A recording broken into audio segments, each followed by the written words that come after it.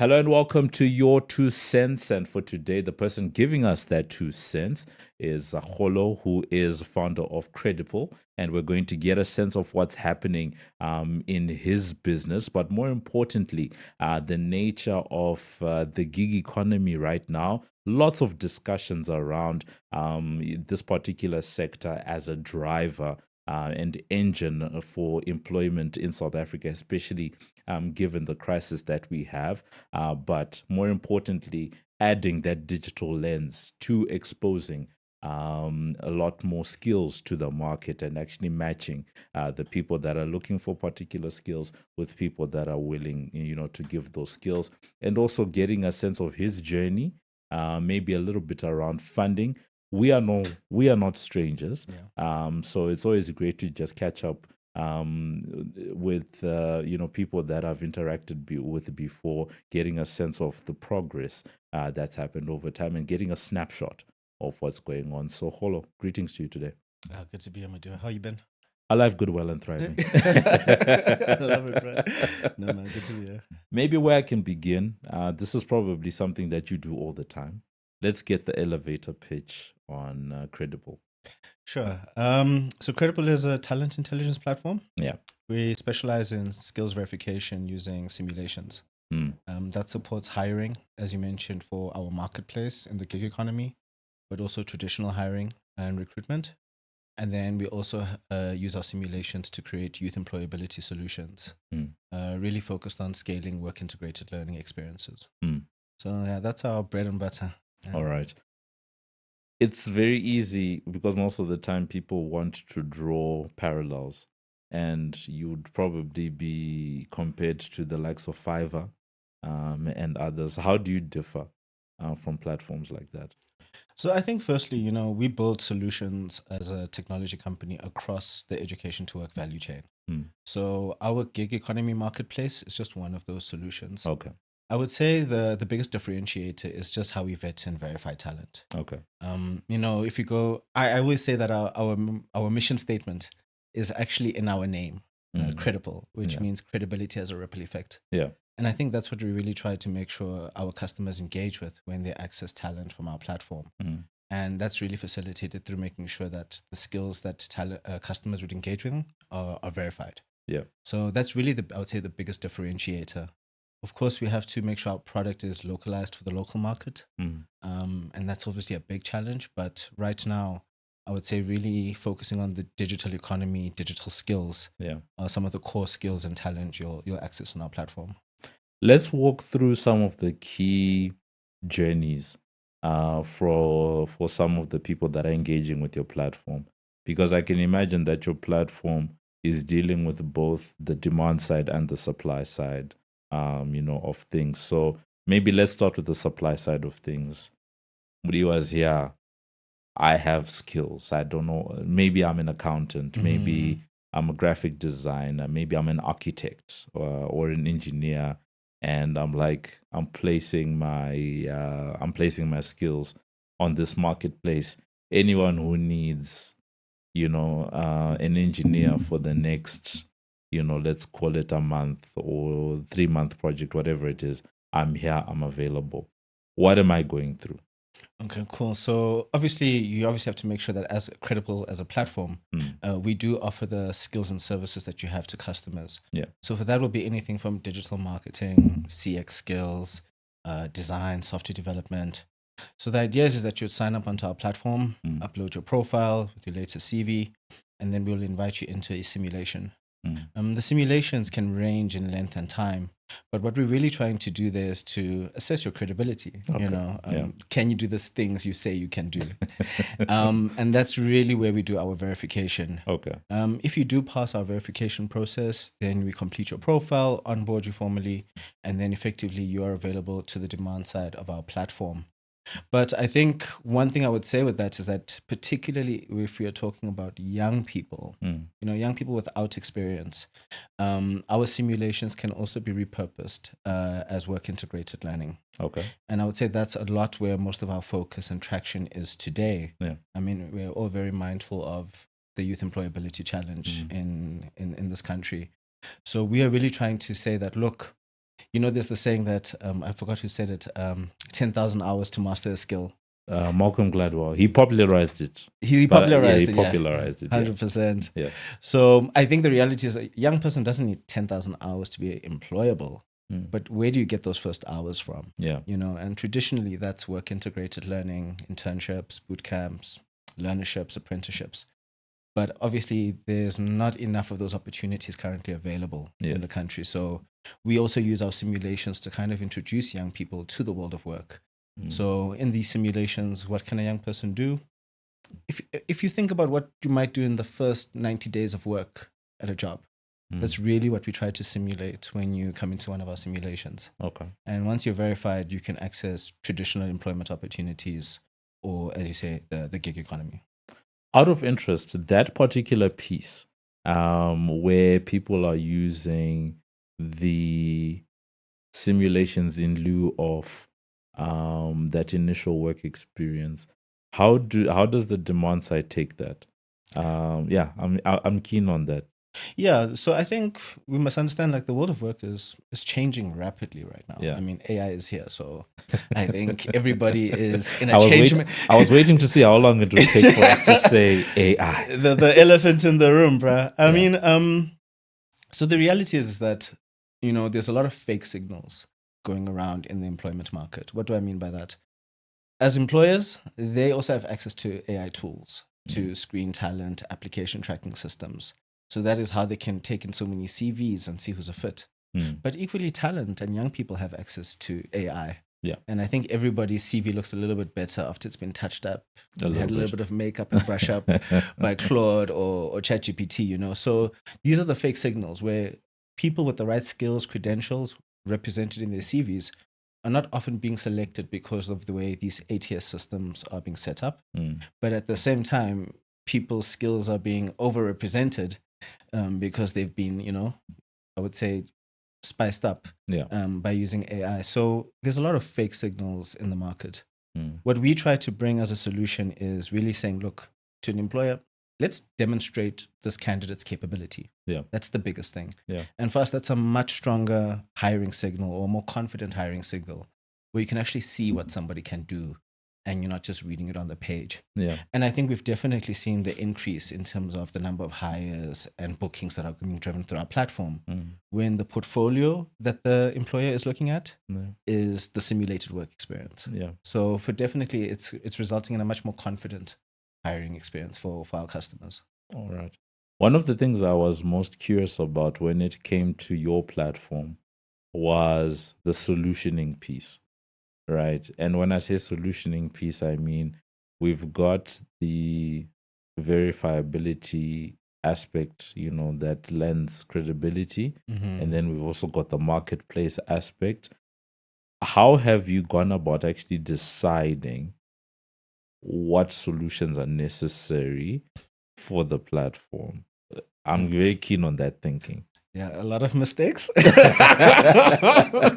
A lot of mistakes. So look, I think I said when we started the company, I think the nice thing about what we do is that our mission statement is in our name. Yeah. Credibility has a ripple effect. So effectively, we're always solving for credibility. Why? Because credibility for us it's trust, and I think that's one of the most integral ingredients for business. You need businesses between people and people, and you need trust if you're going to engage in that business. So I think for us, when we were starting this business, we were asking ourselves like, okay, how can a young person put trust and build that trust and build that credibility? I think back in the day, we always thought that, trust and credibility is a outcome of time. Yeah. But we were like, what are the other ways in which we can do that? So when we started with a portfolio management tool. Okay. We knew that portfolios were the ways in which, particularly in the creative and digital economy, a young person could represent their skills, their talent. But then we were like, okay, how are we going to monetize? Are we going to do the whole LinkedIn thing? It's like, you don't have the runway for that. Yeah. So it very quickly became like, okay, well, we've built this small cohort of talent users. We've seen what they can do. Let's just try connect them to employers and customers. So inadvertently, we created a marketplace. Yeah. I think the challenges around building a marketplace are, I think there's the right business for a marketplace. Yeah. Talent services, perhaps it's not always the best model, to engage. Why? There's a whole disintermediation risk. Yes. If I've connected you and you, Why do I need the why platform? do I need the platform anymore? And also just the fact that, when services are provided through a platform, can very easily become commoditized. And then now it's a race to the bottom. But yeah. I can get it cheaper next door. So as much as it's allowed us to scale, build traction, and actually have a business because people are paying, I think more importantly, what it gave us was the interaction with both supply and demand and understanding those supply and demand dynamics. So for sure, if I had to go back and start again, would I start with a marketplace? No, I would definitely not do that.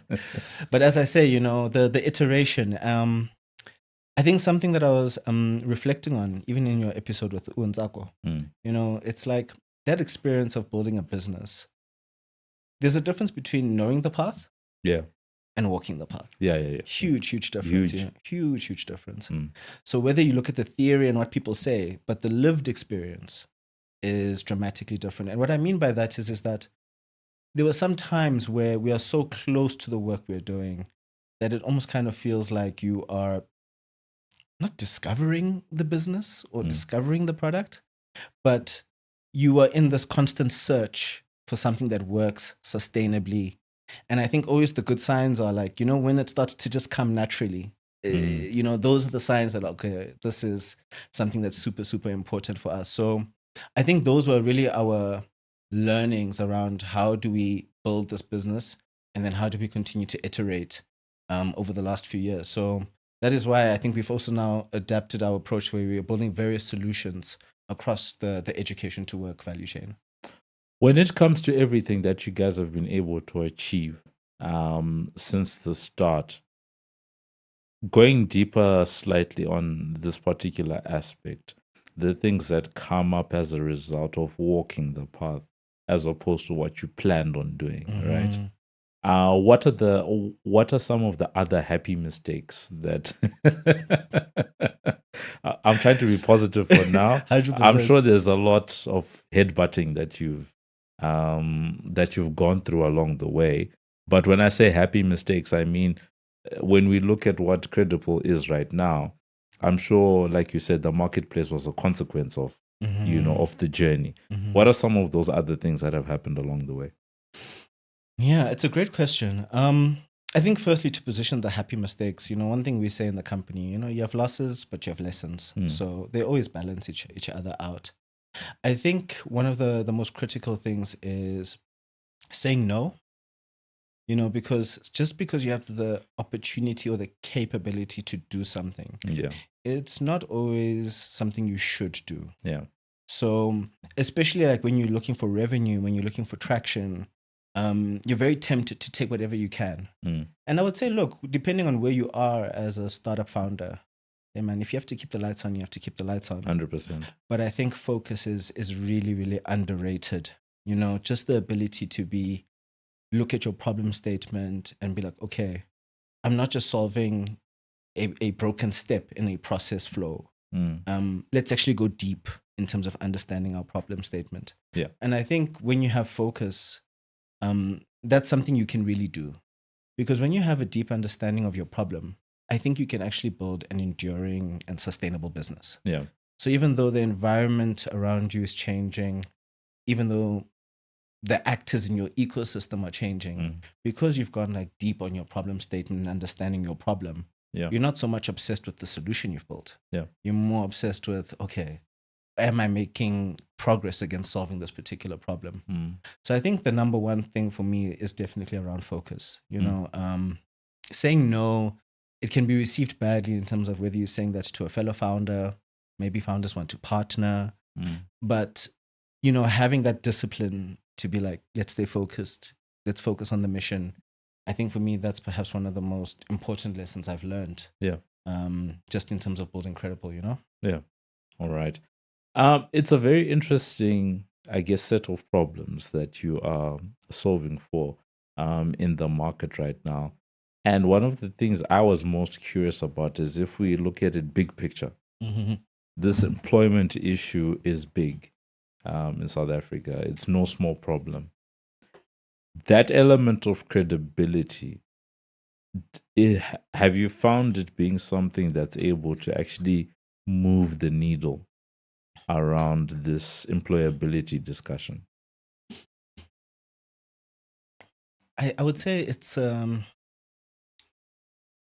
part of the solution. It's Okay, not the part. solution. Okay. I'll say more. So look, I think youth employability in South Africa, the first thing we need to understand, it's a complex challenge. Mm. And I think sometimes the ecosystem can, especially if you're not part of the people building solutions for the problem. If you're on the outside, you can complain about it and you can be like, it's corruption or it's this. But the reality, it's deeply complex. Yeah. Some of the things that I would highlight around this challenge are, number one, jobs are created when an economy is growing. So that is not something one man, one woman can fix. It don't work like that. So I'd say that's at a macro level. The other thing is that the rate at which we are creating jobs and the rate at which young people are entering the labor market, there's a huge deficit. Yes. So our young people are extremely talented, but do they have the pathways to successfully, first of all, understand what jobs there are in the economy? Yes. So give you an example. You're in business, so we all hear the term just energy transition. Yes. Okay, so we know that there's going to be huge investments in this thing, but for a young person, how does that translate to jobs? Yes. Like, are you marketing to me? Are you saying, hey guys, these are the different spectrums of jobs that you can anticipate at your level of experience that you guys can start to position yourselves for? There's none of that narrative. So when we talk about these things, I think first and foremost, there's no silver bullet. That's something Shami loves to say at Harambee, and I think it's so true. The fact that there's no silver bullet to this youth employability challenge. It's extremely complex. And the way I try to describe it, recently I've started writing just because of my frustration in terms of solving this problem. But the way I like to describe it is that imagine we're all blindfolded and they tell you to grab onto something. Where now you will say, oh no, this thing that I'm holding is hard. I might say this thing is wet. I might say this thing is smooth. The next person may say it's rough. But when you take off the blindfold, you realize that, everybody's touching an elephant. So it does feel like we're all touching different parts of this elephant. Yeah. It does feel like we all have different experiences operationally of solving this problem. And I think that's why I started writing, to be like, guys, I'm a for-profit VC-funded tech startup. Yes. My investors, what do they want? Growth. Yeah. Growth. Yes. That's all they want. 10x. 10x, Baba. How? Show me. I'm like, Chief, sales cycles in my sector, like 6-12 months, eh? Yeah.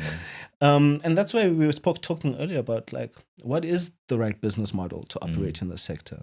I mean, if a lot of your projects are coming from CSI funders, most of them want you to have a PBO status. So you're not a for-profit business. Yes.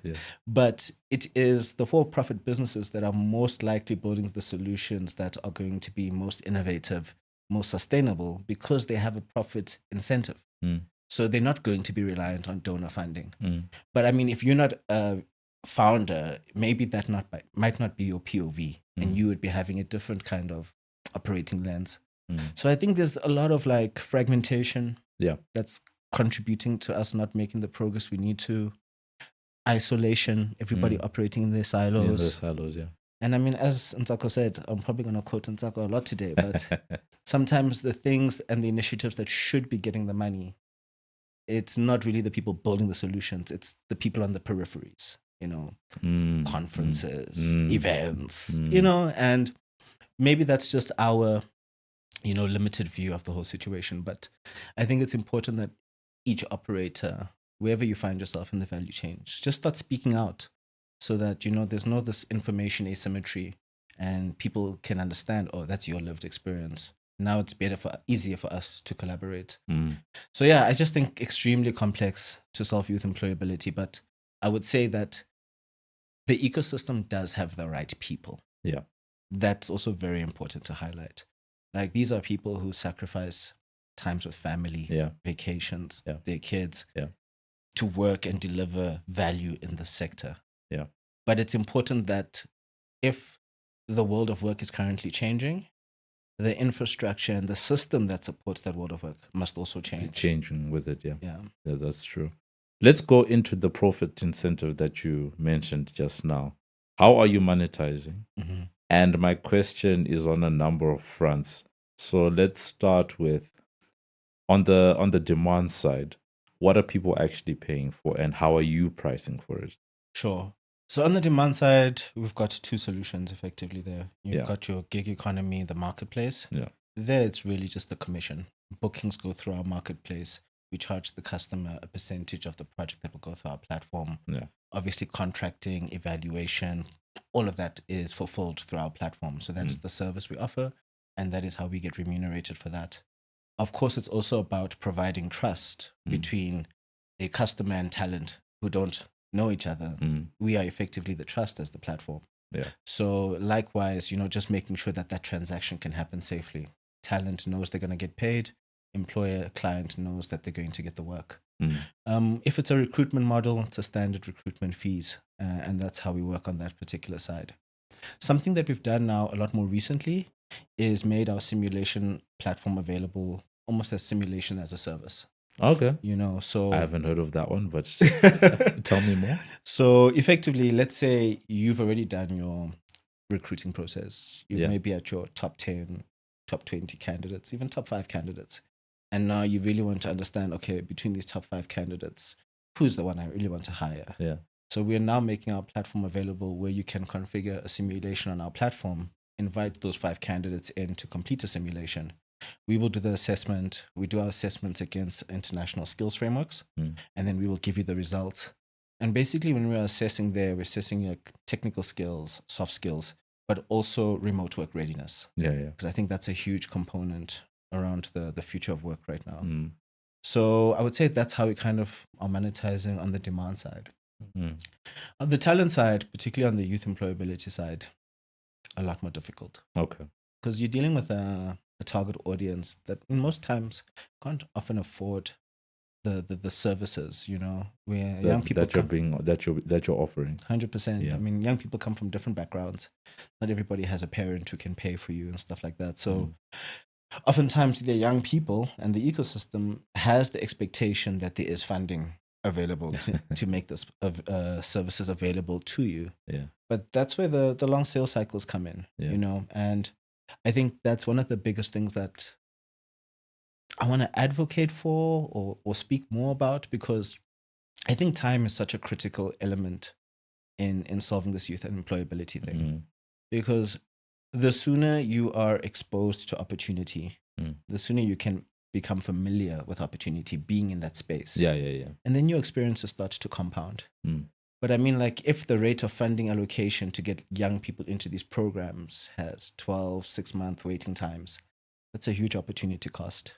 So that's also something we're trying to apply ourselves very hard to understand, like, okay, how do we solve for that? Because of course the problem is huge. We know that. That's not an issue.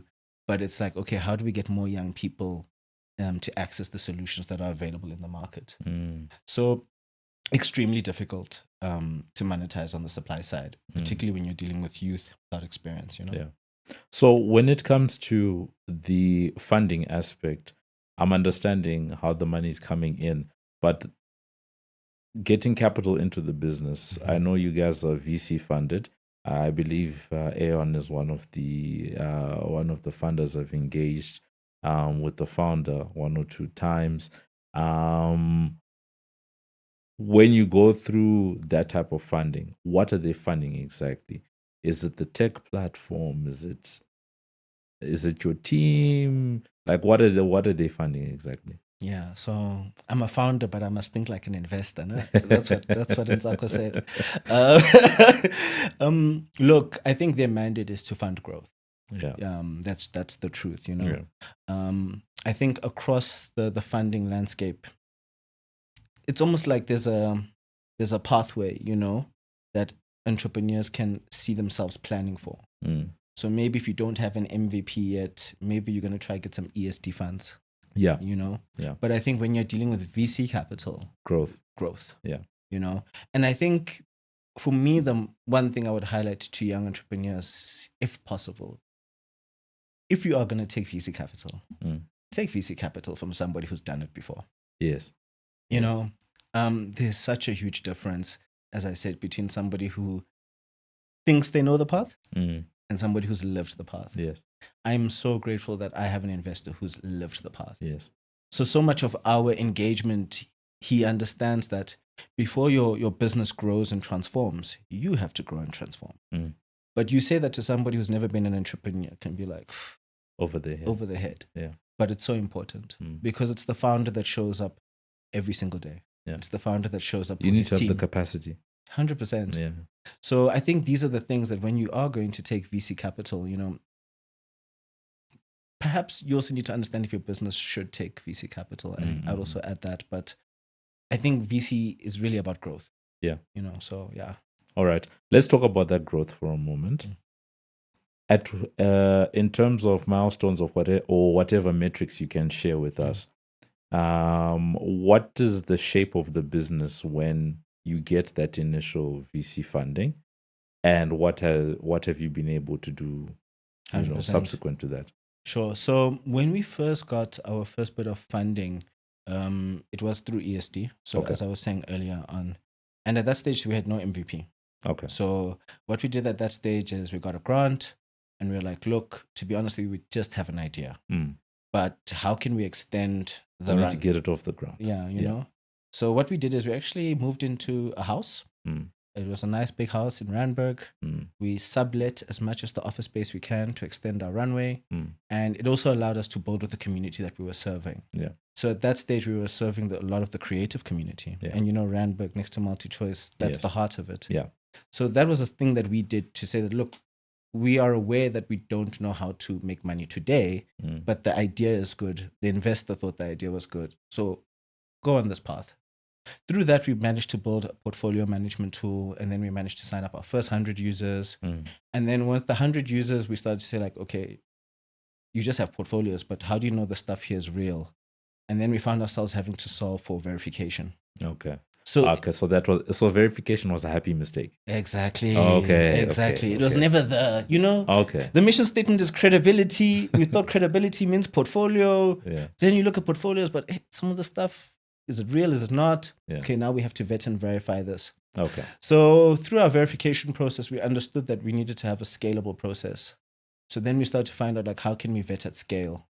And not only that, we're also trying to understand that we're vetting for different job categories. Yeah. Digital marketing, software development, content design. Then we're like, okay, we are not subject specialists in all of these things. So we have to go and get the subject experts to actually vet and verify. Yeah. So what did that mean? That means that our vetting and verification process was not scalable.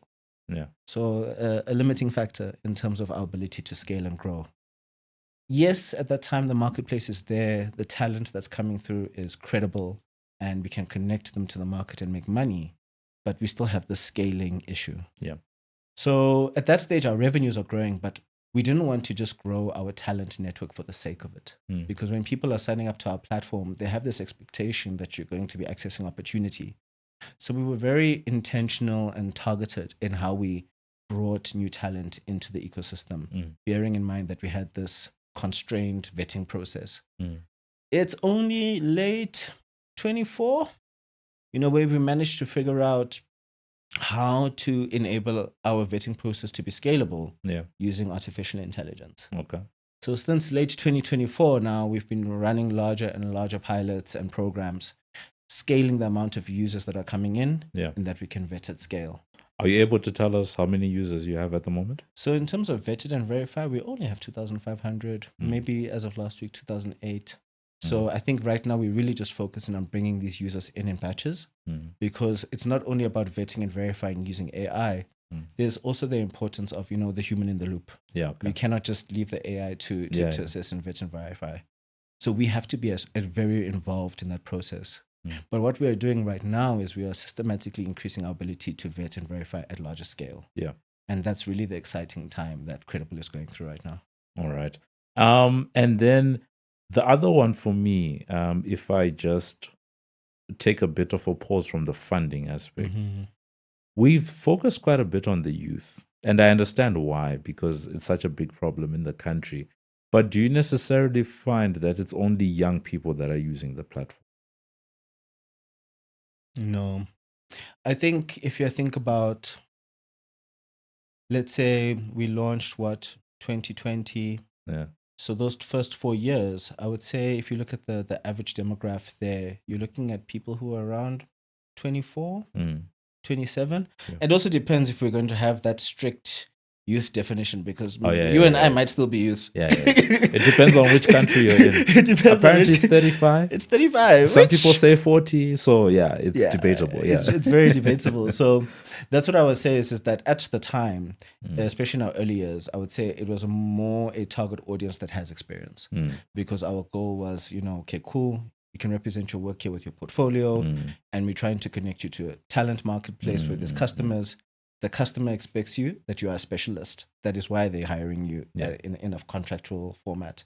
So at that time, I would say a large focus was really on young people under 35, but who are experienced. Okay. It's more recently now that our focus, as we are building out this new solution, that we are engaging talent that, in all honesty, in most cases doesn't have experience. Some people will engage their first bit of work experience through our simulations. Oh, okay. I mean, even just simple things like signing your first employment contract. Yeah. Those are things that we actually simulate in our simulation. So a lot of these experiences that they get through our simulations, it's going to be the first time that young people are actually seeing that, this is the formal way of doing work. These are the processes. This is what it means to have etiquette. So that part is really, really important, and you can take it for granted. Rona, we've been working for a long time, but if it's your first time, all of this can be quite, wide-eyed for a young person. Okay. I think that helps for me to understand those particular dynamics. If I just go back to the start of the conversation, when we're talking about the verifiability, a little bit around gig economy, what are you seeing on the ground right now? Because you sit at this interesting intersection between the demand side and the supply side. What's the reality of the job market right now as far as you can see? Are people hiring permanent? Are people hiring just contracts? Are people hiring by project? Like what's actually happening on the ground right now?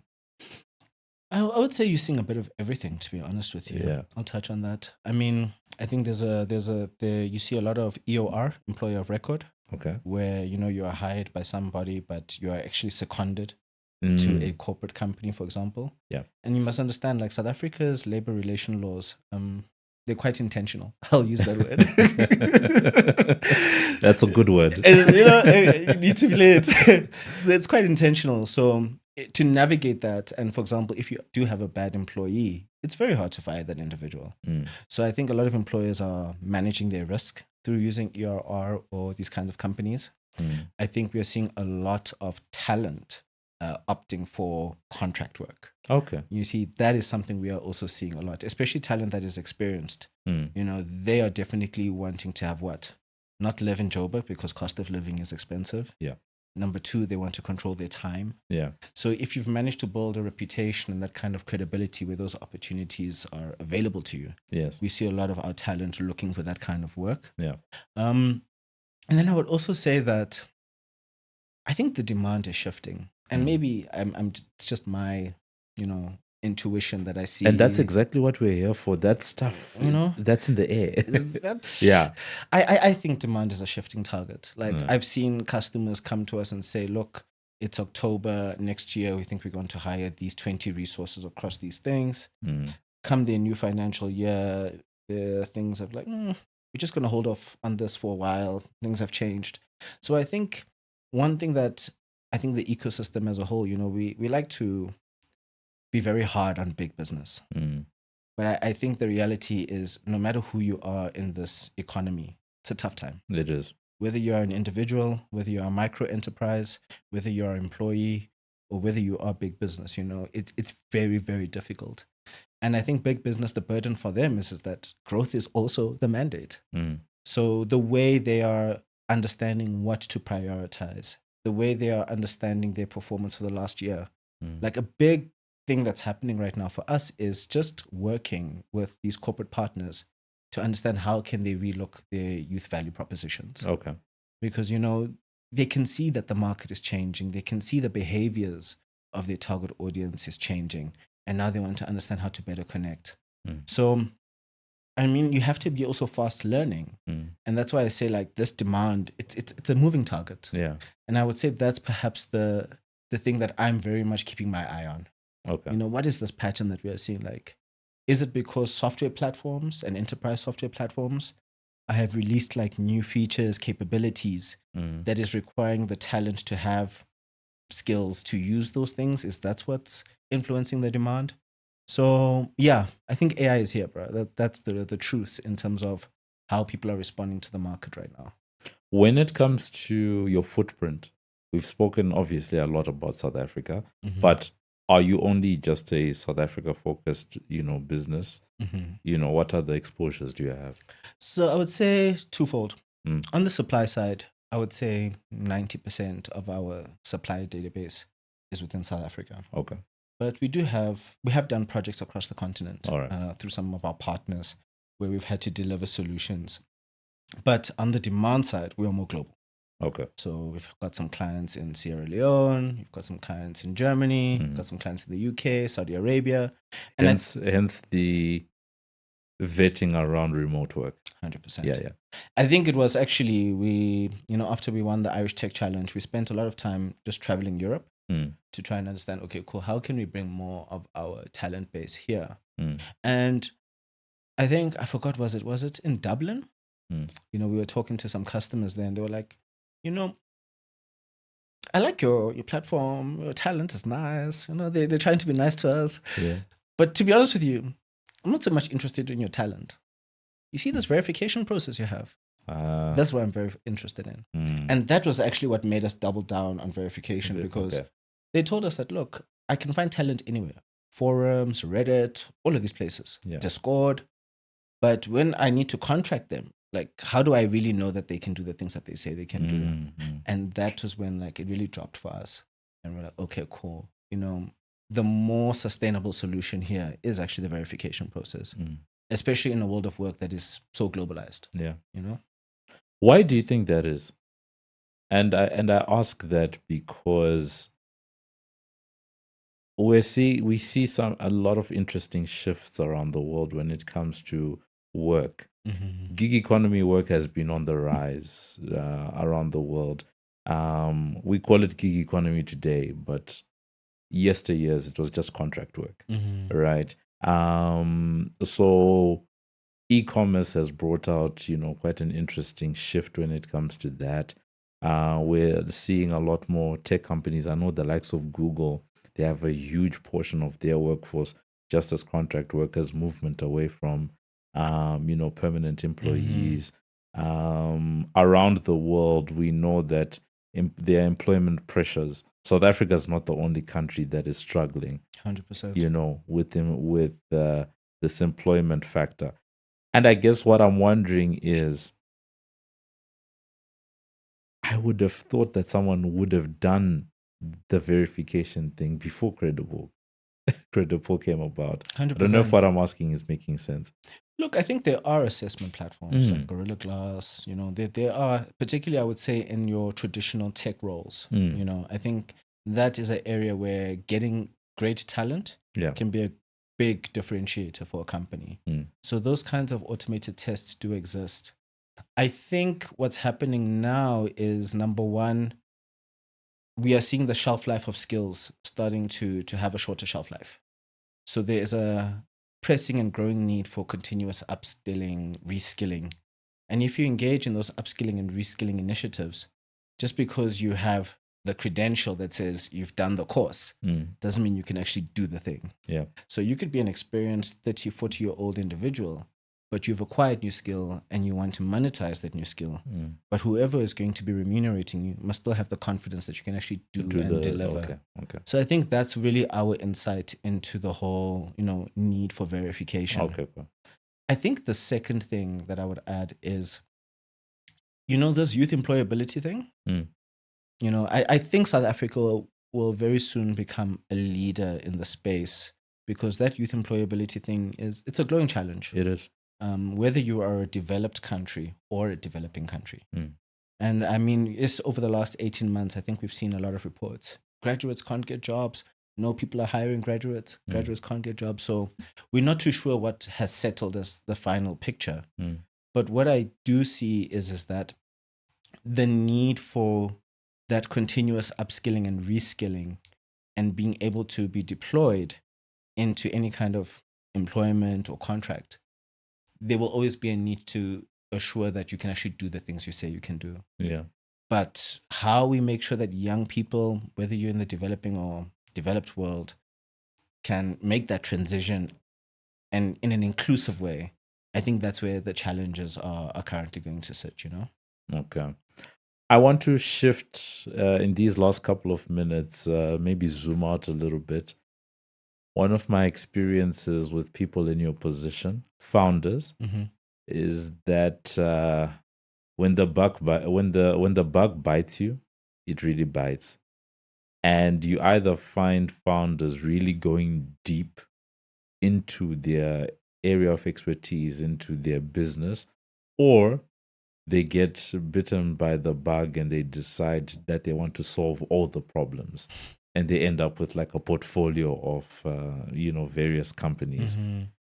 Is Credipple the only thing that you are working on, or do you have do you have a portfolio out there? Bruh, I've got my exit strategy. When I leave this company, when I exit, going to be a travel influencer, food influencer. They're going to pay me to travel and eat, bro. So if anything, that's the only thing that I can see. But more seriously, look, I think for me, Credipple is, we run a mission-driven startup. I think, it's only, what did Steve Jobs say? You can only really connect the dots when you look backwards, And for me, something that has really just kind of affirmed and kept me on this journey is the understanding and the realization that when we started the company, I never thought I was building an HR tech company. Yeah.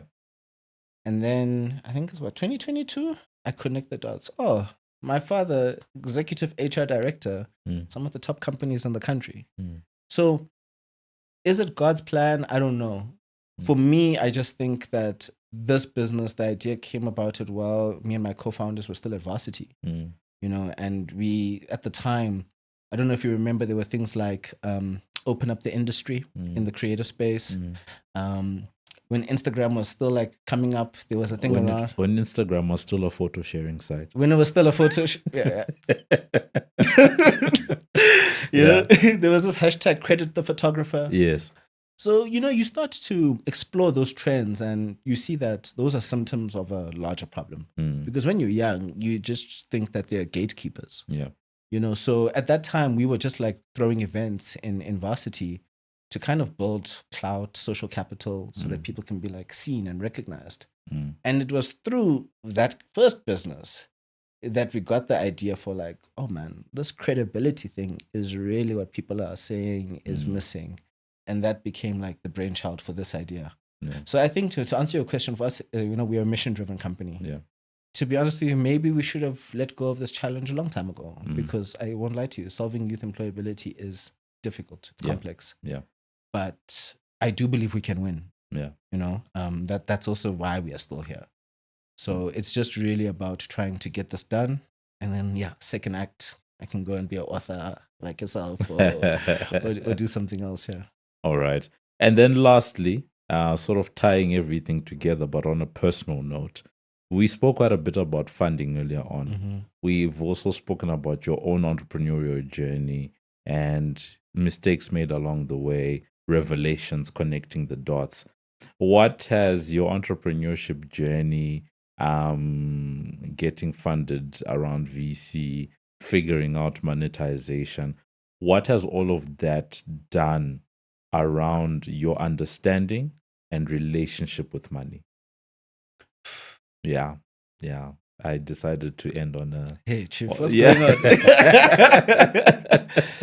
Because there's young people out there, And I think a lot of people want to start businesses.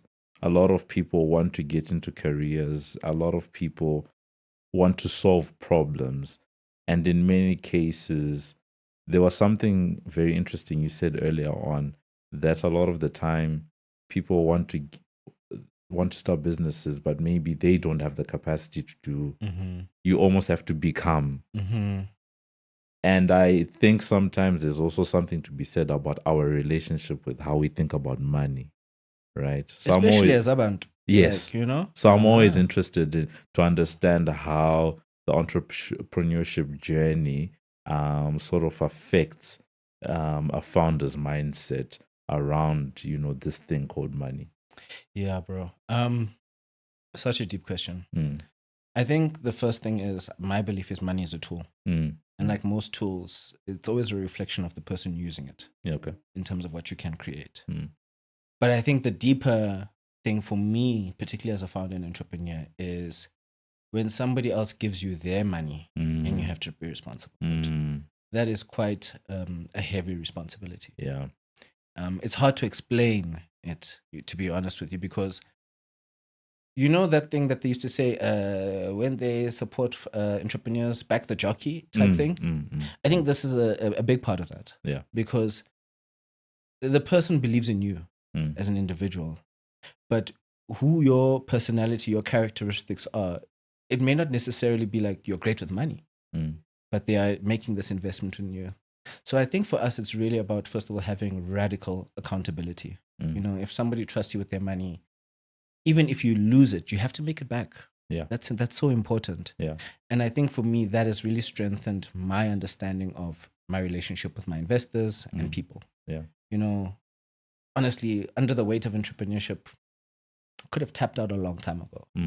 But I regularly reflect on not just my parents, my family that have made sacrifices that have allowed me to stay on this journey. Yeah. But definitely also to my investors.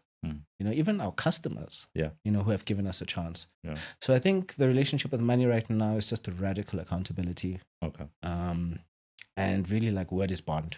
Okay.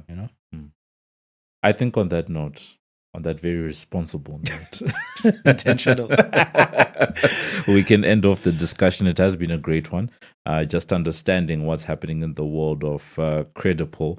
I think one of the two overarching themes here is the fact that in many cases as an entrepreneur, when you start down the path, where you thought you were gonna go is probably not where you end up. And chances are, as long as you're in it, it's evolving. 100%. And there's any number of doors you could possibly be, going through at any given times. And also the ability to almost be open and not be married to an idea, right? Because you started off with portfolios, but you realize this verification thing, right? And others, are stubborn and be like, no, we're going to make the portfolios work. This is what we set out to do, right? But also opening yourselves up to say, okay, fine. We thought this was the opportunity, but actually there's 100%. something bigger happening in this case. I'll definitely say that's been a huge theme that's come through from everything that you were saying and talking about today. And then I think the second thing is the fact that when you're looking at, this youth employability issue, in business school, we used to hear about a BHAG, big, hairy, audacious goals. And I don't think in South Africa there's anything bigger, hairier, or more audacious than trying to solve the youth employability issue. And it's really great, to see that the business continues at this point, and great to understand the monetization that you've been able to put, on the demand, side of things, understanding some of the complexities, when it comes to the supply side. Also, the fact that as much as we talk about the youth, you're actually serving a broad, swath of people that have, entrusted you, with their skills on the platform, and also understanding what the world of work actually looks like right now. The projects, versus the permanent, versus, the fact that, and I'm excited about the types of insights and reports that a Credipple could possibly write, to tell us about, what the actual nature of the job market looks like right now, in 2026, because that would probably help people on the supply side to position themselves, and people on the demand side to actually know, how do you attract the best people? Because from what you were talking about earlier on, people want, like you said, to control their own time. In certain cases, flexibility, around, remote work, etc. So if I'm an employer, I can't just fight and just be like, this is how we did things back in the day. 100%, bro. Right. So those insights that come from, a platform like yours, I think they're really great. And then at the end, they're just how the entire journey has just shaped your understanding of money, and your relationship with money. I think what you said about being a custodian, that thing is key, especially given some of the commissions that we're seeing right now. Yeah, bro. Accountability is important. Accountability is important, my brother. Yes. So it's been a good one. Thank you so much. Thank you, my brother. We were in conversation with Kgolo. He is one of the founders, of Credipple, giving us his 2 cents around the employability challenges in South Africa, giving us a sense of the business that they have, that they've been able to build. The fact that they've got people that are from South Africa and the rest of the world, about 90%, you said, from South Africa, and then a balance from other parts of the world, but having a global base of businesses that are looking to tap into that particular talent. But the crown jewel at the moment being that verification aspect and credibility. Yeah. So that's been it. Thank you so much. We're on conversation with Kgolo. He is from Credipple.